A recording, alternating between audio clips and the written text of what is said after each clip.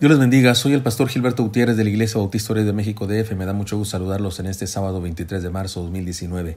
Sabiduría práctica para ser feliz es lo que nos enseñan los proverbios de Salomón. Estamos en la serie que se llama Principios para vivir a plenitud, basados en el capítulo 30 del libro de Proverbios de Salomón. El sabio que escribe este capítulo se ha presentado ante nosotros como sencillo y rústico, ignorante y falto de experiencia, y en los proverbios que ahora nos corresponde estudiar de su autoría, nos ofrece la solución, nos presenta la maravillosa palabra de Dios. Leamos los proverbios de hoy, hagamos una paráfrasis explicativa y después reflexionemos en las enseñanzas que nos propone. Dice así el versículo 5 de Proverbios 30. Toda palabra de Dios es limpia, Él es escudo a los que en Él esperan. Paráfrasis. Las palabras que vienen de Dios son puras, y Dios es la protección de los que creen en Él y ponen en Él su esperanza. Versículo 6. No añadas a sus palabras para que no te reprenda y seas hallado mentiroso. Paráfrasis. Nunca se te ocurre interpretar la palabra de Dios a tu antojo, para no ser reprendido y quedar como mentiroso ante todos. Reflexionemos ahora en las enseñanzas que nos propone. Le llamamos a esta serie de enseñanzas, desde el principio recuerdan, los valores de la felicidad. Ahora el humilde sabio, que se llama a sí mismo rústico, ignorante y sin conocimiento, nos presenta el libro de texto que utiliza para que sus alumnos, a pesar de su persona, puedan aprender. Como si les dijera, yo no sé nada, pero sé dónde está la sabiduría, y los ayuda a sus alumnos a llegar a la palabra de Dios para ser sabios. En el primer proverbio les habla de las virtudes de la palabra y en el segundo les advierte del peligro de no obedecerla. He aquí la enseñanza, ahora la enseñanza de cada proverbio. El proverbio del versículo 5, la enseñanza es esta: el valor de reconocer la utilidad de la palabra de Dios. Toda palabra de Dios es limpia, Él es escudo a los que en Él esperan. Leamos este mismo texto en otras versiones de la Biblia para aprender mejor la enseñanza. La Nueva Versión Internacional dice: toda palabra de Dios es digna de crédito. Dios protege a los que en Él buscan refugio. La traducción del lenguaje actual dice: toda palabra de Dios ha pasado la prueba de fuego. Dios protege como escudo a los que buscan su protección. La Nueva Traducción Viviente dice: toda palabra de Dios demuestra ser verdadera.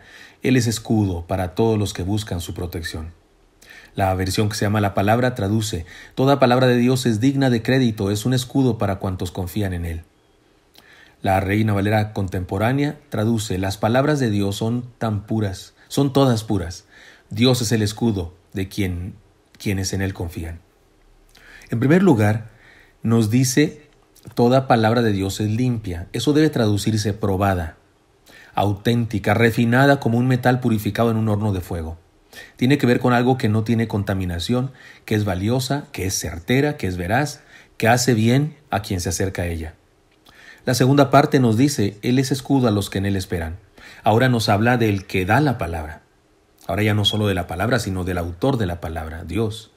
Su poder puede protegernos si confiamos en Él. Es muy probable que el sabio Agur está citando un salmo. Miren cómo dice el Salmo 18:30, se los leo. No, dice así: en cuanto a Dios, perfecto es su camino, y acrisolada la palabra de Jehová. Escudo es a todos los que en Él esperan. Salmo 18:30. ¿No es cierto que el mensaje y el sentido del proverbio que estamos estudiando es igualito al de este salmo? Esto es una invitación a una acción doble. Acercarnos a la palabra de Dios y confiar en Dios, quien nos da su palabra. Dos cosas en dos: acercarnos a la palabra y confiar en el autor de la palabra. Al aceptar la palabra y acercarnos a ella es para ser sabios, crecer, ser mejores, ser transformados, y confiar en el Dios de la palabra para ser protegidos. En el siguiente proverbio nos habla de el valor de respetar la palabra de Dios. Ahora no solamente de acercarnos a ella y creer en ella, sino de respetar la palabra de Dios. Dice el versículo 6: no añadas a sus palabras para que no te reprenda y seas hallado mentiroso. Leamos el texto en otras versiones para entenderlo mejor. Nueva Versión Internacional dice: no añadas nada a sus palabras, no sea que te reprenda y te exponga como a un mentiroso. La traducción del lenguaje actual dice: no añadas a sus palabras ninguna idea tuya, porque puede reprenderte y mostrar que eres un mentiroso. La Nueva Traducción Viviente dice: no agregues nada a sus palabras, o podrías reprenderte y ponerte al descubierto como un mentiroso. La versión que se llama La Palabra dice: no añadas nada a sus palabras, no sea que te corrija y demuestre tu mentira. Y la Reina Valera contemporánea dice: no añadas a sus palabras y él no te reprenderá, y tampoco resultarás un mentiroso.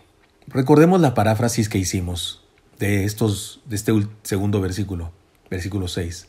Nunca se te ocurra interpretar la palabra de Dios a tu antojo para no ser arrepentido y quedar como mentiroso ante todos.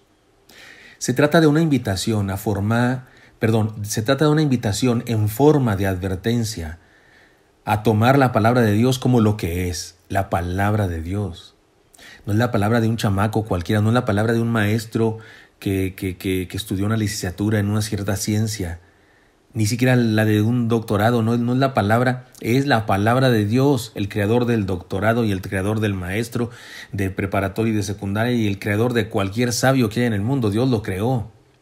Se trata de tomar la palabra de Dios como lo que es la palabra de Dios. Podríamos hablar de 4 cosas: reconocer y valorar la palabra de Dios, interpretarla adecuadamente y no pretender adaptarla a nuestra conveniencia, obedecerla indefectiblemente, sin falta, es decir, sin falta, pase lo que pase, obedecerla. Y 4, enseñarla a otros. El asunto es claro. El sabio Agur, que según él no es sabio, nos regala la extraordinaria enseñanza de acercarnos a la palabra de Dios para aprender sabiduría. Una de las más grandes necedades de la raza humana es negar el valor de la palabra de Dios.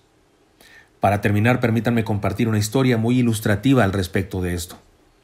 El famoso inventor Benjamin Franklin también fue un renombrado político. Por ejemplo, en cierta época fue enviado a Francia como embajador.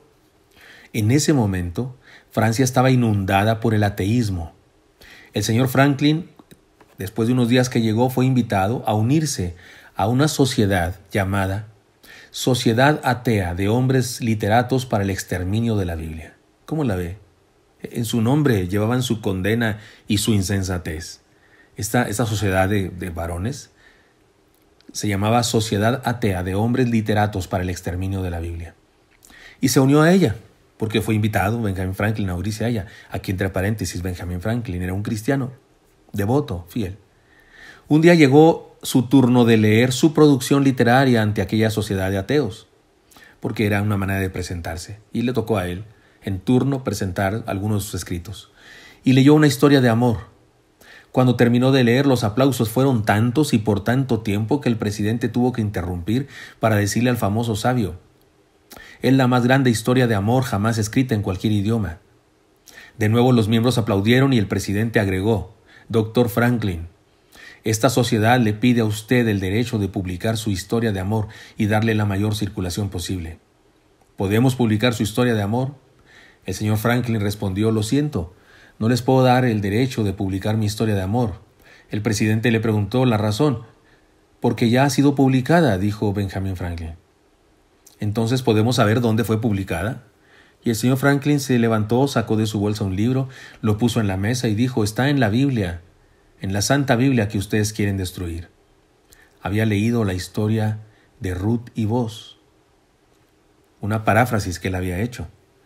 Esta declaración fue el golpe maestro que rompió la columna vertebral de la sociedad de ateos y le dio a Francia otra oportunidad para creer.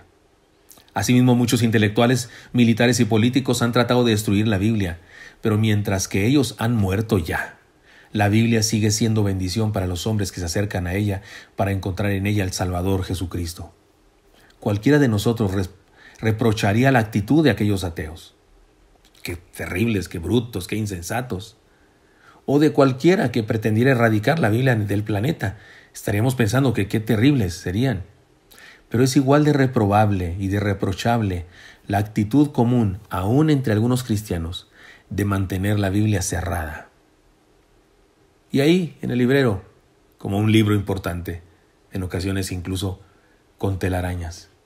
Y evitar así que sus bendiciones fluyan como un río de gracia divina para ti mismo, para mí mismo y para los que después me conocen y ven la palabra de Dios convertida en acciones. Seamos sabios, acerquémonos a la palabra de Dios y obedezcámosla. Espero que esto sea útil para usted y me encantaría encontrarle el día de mañana. Hasta pronto.